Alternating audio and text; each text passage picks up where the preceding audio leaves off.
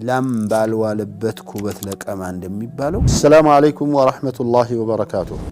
በጣም በህዝቡ ዘንድ እየተረሳ የመጣና አጅሩ ደግሞ በጣም ትልቅ የሆነ ነገር ዛሬ ለእናንተ ማስታወስ ፈለኩ። እሱ ምንድነው? በአዛንና በኢቃማ መካከል መደረግ ያለባቸው ስራዎች ሁለት ነገሮችን ከአዛንና ኢቃማ መካከል ነብዩ አለይሂ ሰላቱ ወሰለም አደራ ብለዋል። አንደኛ በይነ ኩሊ አዛነይኒ ሶላህ፣ በይነ ኩሊ አዛነይኒ ሶላህ፣ በይነ ኩሊ አዛነይኒ ሶላህ አሉ። በሁለቱ አዛኖች መካከል ሶላት አለ፣ በሁለት አዛኖች መካከል ሶላት አለ፣ በሁለት አዛኖች መካከል ሶላት አላሉና በሶስተኛው ላይ ሊመን ሻአ ለፈለገ አሉ። ይሄ في صحيح مسلم ያለ ሐዲስ ነው። ስለዚህ አዛን ተደርጎ ኢቃማ እስከሚደረግ ድረስ ሶላት ይሰገዳል ነው። ሁለተኛው ደግሞ فيما رواه الترمذي ነብዩ አለይሂ ሰላቱ ወሰለም ምን ብለዋል? لا يرد الدعاء بين الأذانين በሁለቱ አዛኖች መካከል ሁለት አዛን የለም ይችላል ሶላት አዛንና ኢቃማ ማለት ነው። በሁለቱ አዛኖች መካከል የተደረገ ዱዓ ከአላህ ዘንዳ ተቀባይነት ያለው ነው፣ በፍጹም ተመላሽ አይሆንም። በአዛንና በኢቃማ መካከል